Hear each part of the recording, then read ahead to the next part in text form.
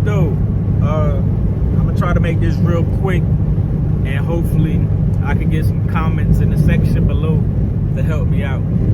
I have a Ram 3500. I'm having a problem. I'll tell you when it started. One of my push rods and my rocker arm and the bridge somehow got from under the rocker arm, and my truck was doing the Harlem Shake and shit, so I had to pull off in the truck stop and have a guy come check me out. I was stuck in Florida for like 4 or 5 days. This was before Christmas,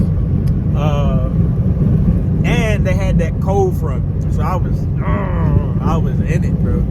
Anyway, all right, so I had him fix it. Everything's good. But after he fixed it, I had this problem.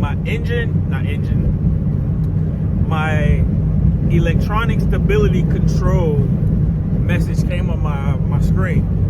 I don't have any functions in my steering wheel buttons, my left right turn signal, my high beams, and my windshield wipers don't work. I need help trying to figure out what this problem is. I need help.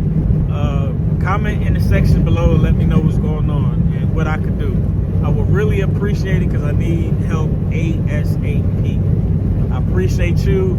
Thanks for watching, liking, subscribe, and more videos to come.